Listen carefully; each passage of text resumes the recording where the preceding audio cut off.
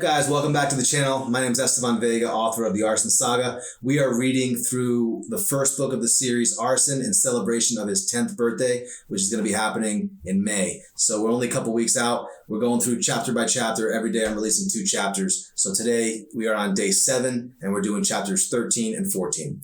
Without further ado, let's get into it, okay? Chapter 13. Arson, wake up! Get up now!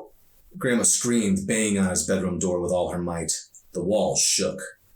Suddenly, the door flung open and she stumbled toward the bed, frightened and disturbed.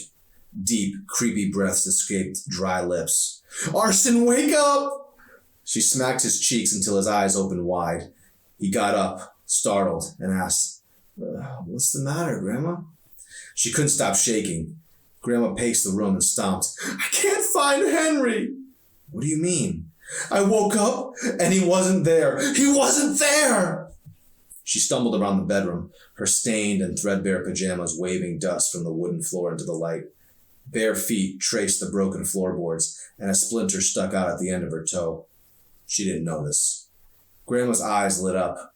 Has he left me for another woman? After so many years, am I not good enough for that selfish? What more does a man want? Oh, I'm not pretty, am I? He's found someone else. She dropped her hands to her hips. I went to bed with him, and now he's gone. Gone! Sobs disguised her normal, drawn-out voice. Her eyelids fought to keep back tears. Arson wiped his face and sighed. He didn't leave you for another woman, Grandma. Where would you get an idea like that? Then tell me where he went, for heaven's sake. Tell me, you lying little demon. Tell me! She reached for his neck and started to choke him until her fingernails penetrated the skin. Think about it.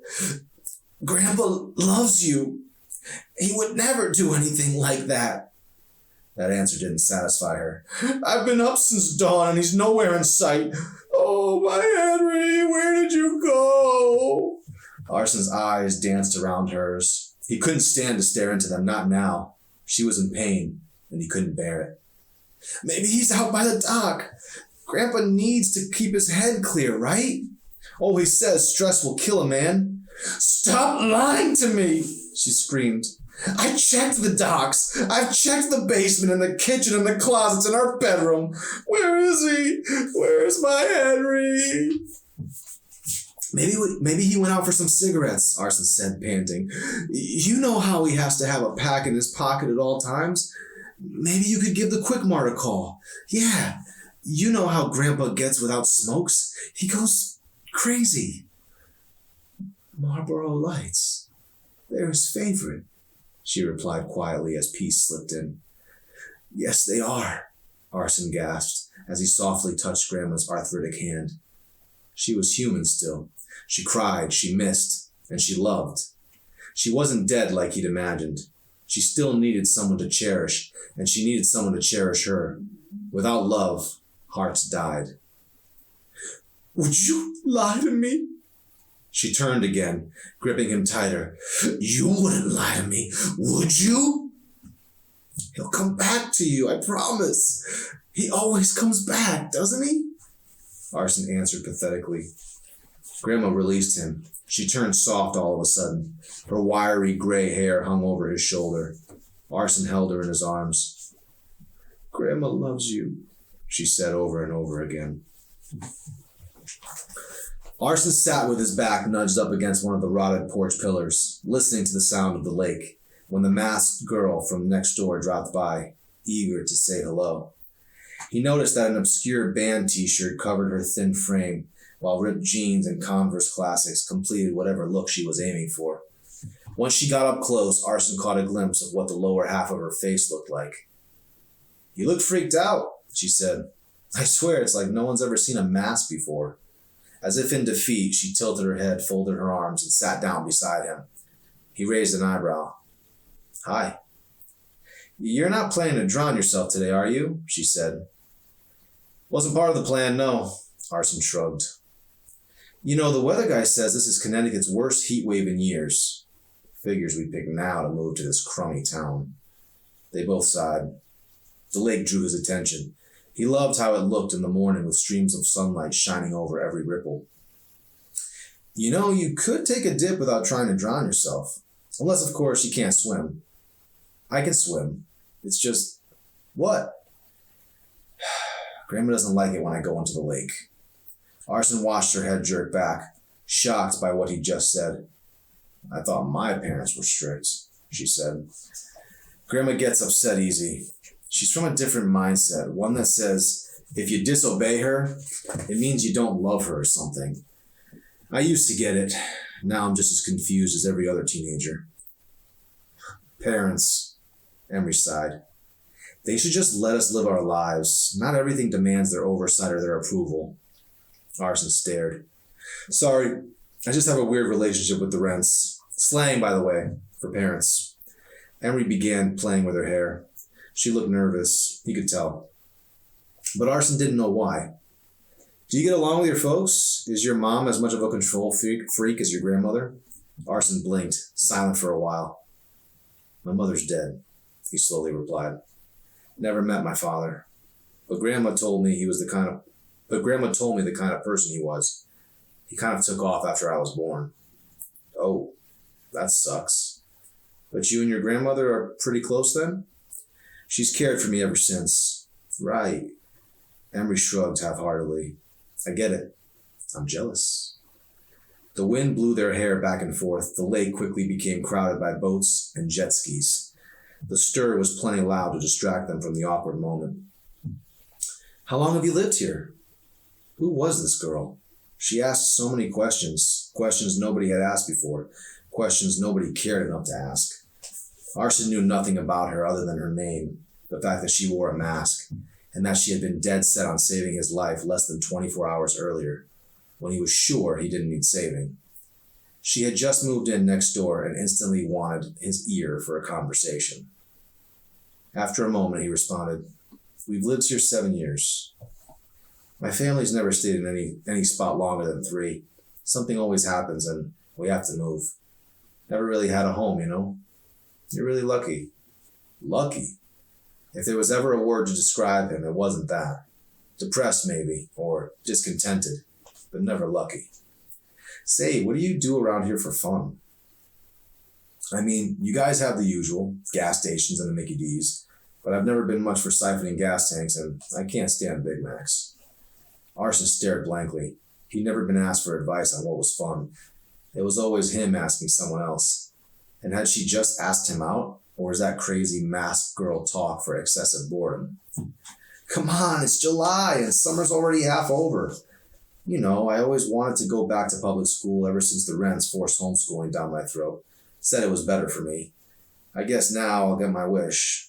They agreed to let me try it out this fall. I told them I was a senior for crying out loud, but if I can be honest, the school schedule sucks. I mean, summer just started. A grin crawled across Arson's lips. Sorry, I'm just very opinionated. Really, he said. Emery playfully shoved him. I need to do something fun before I go out of my mind. All this unpacking and getting settled in blows. My mom thinks I'm wasting my summer months away. She wants me to start volunteering at the hospital. She's a nurse, by the way. But can you believe that? She's there for like a few days and already suggesting I volunteer. I've always wanted to do it, but can't stand the fact that she's the one pushing me to do something I've wanted to do since I was 6. She's probably got everything set up and has me committed. Arson quietly listened. She says it'll be good for me. They always say that, don't they? Whatever. Maybe she's right. Oh, don't tell me you're on her side, Emery said with a grunt. Arson raised his hands in defense. I don't even know your mom, so how could I be on her side? I'm just saying it might be a good idea, that's all. Emery's mask shook, and he pictured her frustrated beneath its gruesome skin. She always thinks she knows what I'm thinking, but she doesn't. Arson simply nodded, still lost in the insanity of having a conversation with a complete stranger. Well, sort of. Emery continued, I'm not sure why I'm telling you all this. I just feel like a geyser, and I've been holding everything down for so long that I just want pop. You're the closest thing I've had to a shrink at the moment, so sorry, but you're kind of stuck listening. Arson ran his fingers through his hair nervously. Awkward tension filled the moment. Any plans for the 4th? She asked, changing the subject. I'm not keen on the idea of spending the day with Mom and Dad. The way they've been acting, I'd be surprised if they said hello to each other, much less have an enjoyable time. I gotta get out, but I don't even have a car. How lame is that? Really lame, Arson said. But it seems we have something in common. So quit being boring and make a suggestion. Hey, you came over here, remember? I never invited you. Fine. Emery picked herself up, preparing to walk away. With a purposefully slow pace, she walked, giving him a shot at redemption. There's a bowling alley not too far from here, he eventually offered. We could walk, I guess. Bowling. I just sat there for 10 minutes and practically divulged my entire family history, and the best thing you can come up with is bowling? Emery shifted her stance and used her sneakers to make shapes in the dirt. Okay, she sighed. It's a date. I'll expect to see you at my door at 7:29 sharp tomorrow night. 7:29? He asked. Yep. 7:30 is too normal. Unfun. 7:29 assures me that you actually want to do this. It's inexact, imprecise, and perfect for our little experiment. Experiment? First contact's over. It's time for phase 2. How does Alien Boy respond to strange settings, or perhaps familiar ones? What deep, dark secrets can we uncover? Either way, the result should be interesting. Just promise me a good time, and I promise you won't be forced to endure my beloved parents. Arson stood up, and the porch creaked. He watched her shadow escape as the sunset lit up the sky. Pretty, he whispered. Chapter 14. A blurry stare fixed Arson's eyes on the gaudy cross hanging from the splintering red door. His palms stuck to the grime on his wrists, some ice cream toppings he'd neglected to clean off. The more he stared at the cross, though, the more the image of a weak and dead savior stung. It didn't make sense how so much power could be contained and then beaten, left for dead. Where was justice in that?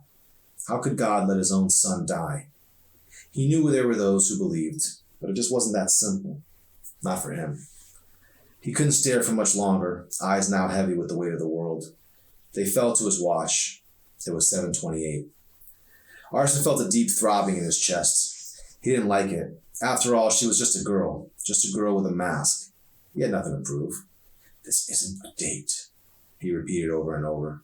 He couldn't even remember how busy it had been at Toby's earlier. Didn't really care. But Murder Breath's big, vulgar smile stuck out to him. Try to stay awake, Arson, the slop had said. You look like a zombie, and it's scaring away paying customers. But the day at Toby's wasn't total misery. A young boy about 7 or 8 came in with an action figure practically glued to his hand. The kid wouldn't let it go, not even to enjoy a sundae. The action figure had a creepy face. In some sick way, it reminded him of Emery. The ticking hand made its way to the 6th dial on the watch, and Arson's hands folded into fists. His knuckles cracked, palms squished together. Was he dressed okay? Suddenly he cared about how he looked. What was the matter with him? This wasn't even a date, was it? But he couldn't help examining what he was wearing. Khakis, some 2-year-old brand X sneakers, and a hooded sweatshirt. In the 007 movies he'd watched and studied over the years, he always noticed how exact and perfect the couples looked. Bond was handsomely outfitted to reflect his boldness and bravado, an air of mystique. Man, a guy like that could make the straightest man on earth look twice. Bond's mistress always shined as well. Precious stones no middle-class American could even spell hung across intricate yet often deadly neck bones, eyes that reflected sunlight, and a figure aching for romance. In every sense of the word, flawless. But in all fairness, there was no comparison between Arson and them.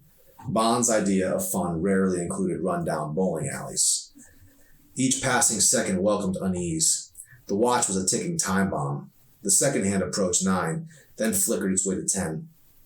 Almost time to gather his thoughts, knock, and brace himself. He must have blinked at least a dozen times in the 10 seconds that followed, tapping his foot to a beat from a song he'd heard on the radio at work. 5 seconds left. 4, 3, 2. He took a deep breath and, well, fine, ground me. I don't have a life anyway. Haven't had one for years, thanks to you. Emery slammed the door behind her. Arson breathed deeply again. Heck of a welcome, he thought. Hi, she said with a long-winded sigh. My mother and I were having a little discussion about something. She ran her fingers through her hair, tense.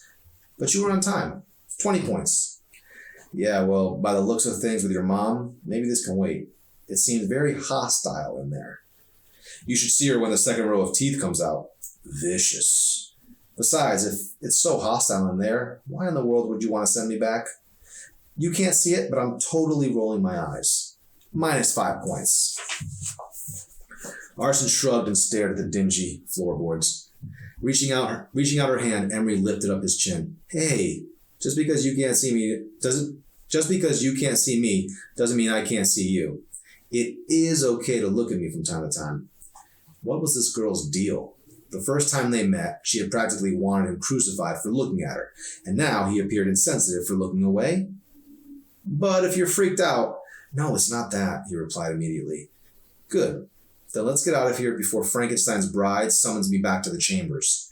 We've got some bowling to do. Might as well start raising the white flag because you don't stand a chance. Arson shrugged.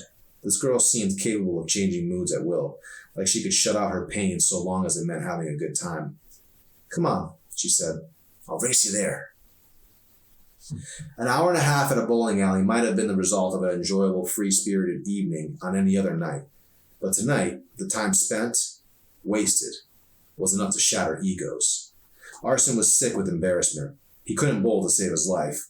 Countless gutter balls and misses made the spares, and one strike seemed like things better left unmentioned. The game was not without its certain elements of fun, but it was time to face the music. He didn't have any kind of skill. I don't bowl often. Well, that's no excuse for letting a girl beat you in a child's game, Emery said, releasing the ball from a tight grip. She watched with anxious tenacity as it rolled all the way down the middle of the aisle, sending pins flying backward. Another strike. The sound of ricocheting pins made Arson cringe in his seat. Hoping she wouldn't notice, he secretly entered points in his score rather than hers. Don't even think about it, she quipped with a rigid finger. Do you have eyes in the back of that mask or something? Or something. Emery danced back to her seat while Arson moseyed to his spot on the floor. Discomfort crept inside his shoes. He found a ball, feigned a smile with sunken shoulders, and fell in line with his target. A white, upside-down triangle consisting of 10 ridiculing items braced to shatter his ambition before he even let go. Slinging one hand back, Arson's wrist made a quick snap, sending the ball down the aisle and shattering most of the pins. Victory! Almost. Arson eyeballed the 2 pins at opposite ends as large mechanical arms began cleaning up the scattered remains. Impressive, Emery chimed. Didn't know you had it in you. Arson was silent for a moment, unable to absorb the compliment or the sarcasm it was laced with. Instead, he glanced around the big, smoky room, noticing how the crowd eyed Emery. He pretended he could hear what they were thinking, cruel jokes hidden behind awe and bewilderment. It was like their eyes revealed what was in their hearts, their minds. Some sort of disgust or self-righteous contempt. Whispers here and there, puzzled glances from worried parents and punk teenagers. They had no compassion, no discretion. They just stared, like she was a freak. They were the same looks that often found him in the lonely hallways at school. Arson hated them. What, did they expect her to put on a show, throw on a hat, and juggle some fruit? It made him sick. We can leave, he said, leaning over, waiting for Emery's reaction. If you're uncomfortable here. Emery leaned in and said, Quit while I'm ahead? Are you crazy? Arson waited for her to be still. It's cool. The world is always going to have an opinion about this thing. She pointed to her mask. It's easy for them to judge.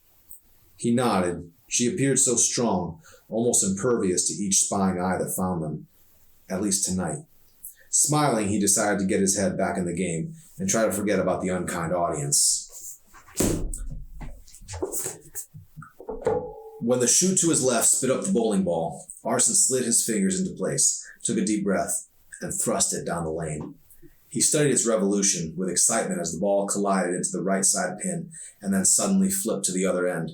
Another spare. Not the best, but he'd take it. Could this be a chance at redemption?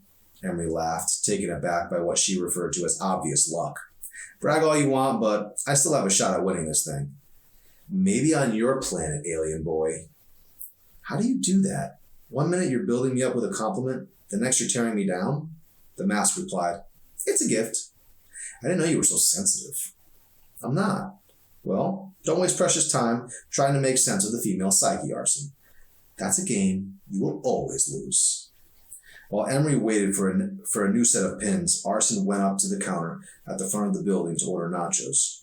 There he noticed a big guy with tattoos on both his arms, skin darker than coal. Flashy necklaces dangled from his thick neck, and got confused in the threads of unwashed chest hair. 4 beers, Arson heard him say, and 3 shots. The bartender replied, All for you, pal?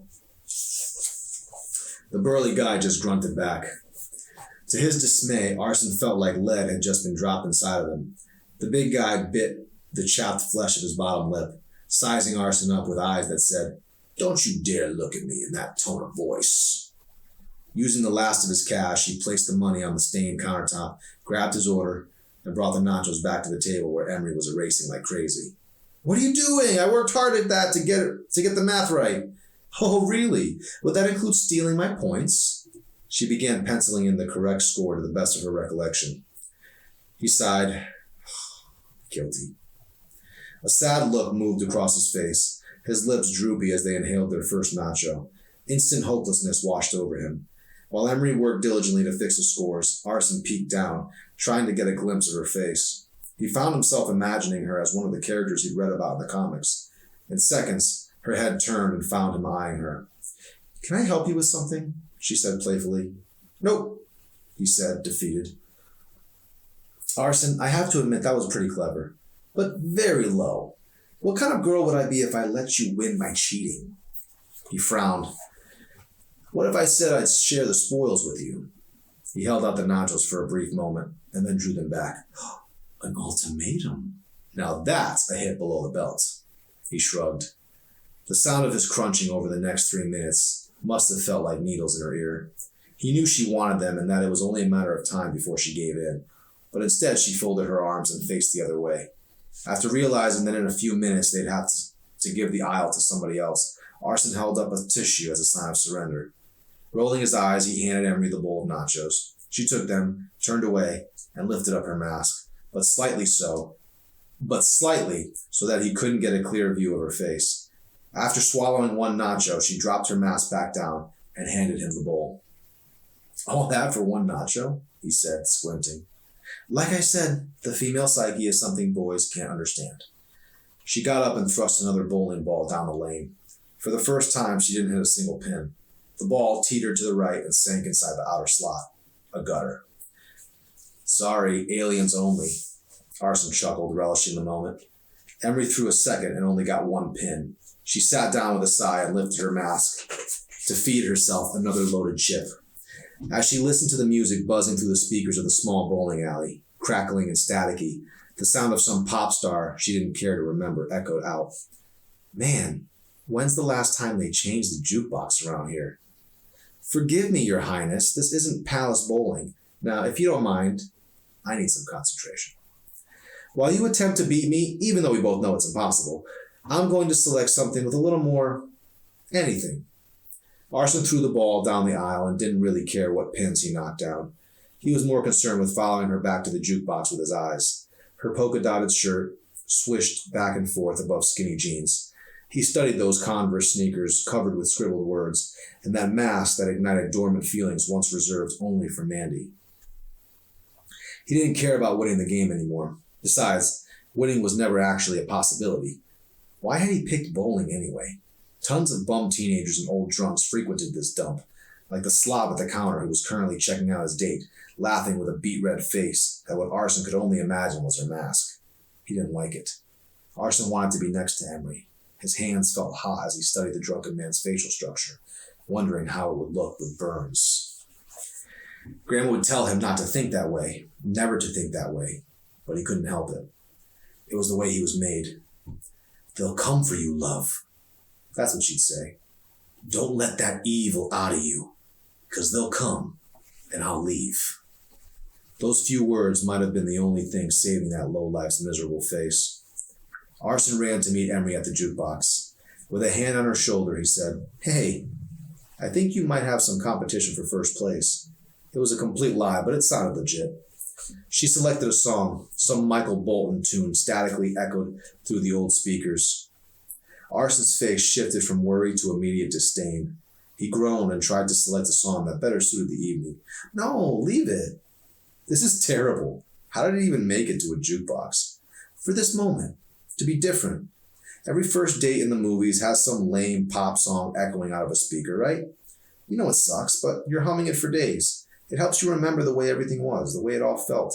So, to enhance the experience, I selected quite possibly the worst song in the jukebox just for us, for our little experiment.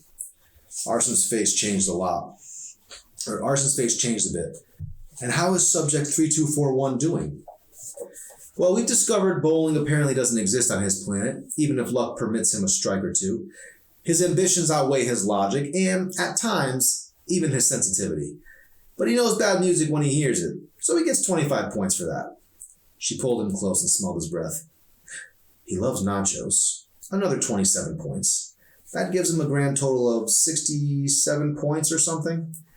I'd say Subject 3241 was a mild success. Arson frowned. 67? That's practically failing in some states. Look, you just cleaned the floor with my pride. Yeah, I know. You didn't even let me win or anything. Pretty pathetic. You played dirty, Arson replied. I wish you were more of a challenge. Why can't you be more like... Her eyes got wide. Michael Bolton. Just kidding. Arson's head jerked from side to side. She was playing him. I'm not really serious. Michael Bolton's a tool, she said. But he writes a mean love song, doesn't he? There it was again, her beautiful sarcasm. He could stay in this moment forever if he had to. A sudden sense of happiness sparked inside, his heart racing for a reason he didn't quite understand. And it didn't matter. Emery was staring at him, but he was too stunned to look back. He turned to the bar where the drunken slob had either fallen asleep or passed out. Nothing to worry about anymore. Flying to Emery's rescue a minute ago had kind of felt good. But it all faded suddenly as the sound of exploding fireworks miles away carried Arson back to a cold autumn night. He was standing in the middle of the road, his hand hot with fear, the scared little boy who ruined beauty. Every sound seemed louder. He began picturing each device exploding one by one, shattering sight and sound. In his mind, he imagined the voices dying and every smile turning to disfigured horror, while he fought to shut out the booms and echoes of the holiday celebration. Turn it off, he prayed. Enough! It was then that he heard it again, a scream, shrill and violent, traveled through time and found him again. He swore it was real. Can you hear that? It's so loud. Panic crawled up his body. Yeah, barely, Emery said. The fireworks are going off a mile away. What are you, part canine? His eyes wandered. Killer! It thundered within him, almost numbing. He was lost, brought to a place in his mind he didn't want to go. Not now. Arson, are you okay? The glaze covered his eyes. Snap out of it. Emery nudged his shoulder. The firecracker pops transformed again and again into the screams of a little girl. Hey, come back to Earth, back to reality. What happened? He asked her in between gasps. You started freaking out when you heard the fireworks. Arson looked around to make sure nothing was burning. Are you all right? Emery asked. Arson checked his hands. A chill fell over them. What? Yeah, I guess. Come on, let's go outside. Maybe we'll still be able to catch some of the fireworks. No, that's okay. Never been much for firecrackers. These are the big boys, dummy. Fireworks, not the lame firecrackers you can pick up at Walmart. Come on, what are you afraid of? I just don't want to go outside, that's all, okay? Fine. Why would we want to have fun? It's not like this is a date or anything. It's not, is it? Oh, right. The mask looked down. Whatever. Pac-Man will cheer me up. I don't want to see the fireworks anyway. He heard firecracker. Let me know when you're ready to take me home and brave the darkness. Emery walked toward the arcade games. Happy 4th of July, she mumbled. Arson retreated to the bathroom to run cold water down his face. Regret flooded him. He didn't mean what he'd said. He liked her a lot. But admitting something of that magnitude in his current state was too much to bear. A moment of contemplation made him question if he'd ever have the guts to tell her. Perhaps silence would prove the lesser of two evils. But if he never unveiled his feelings, then she wouldn't be able to reject him or hate him for who he was, for what he was.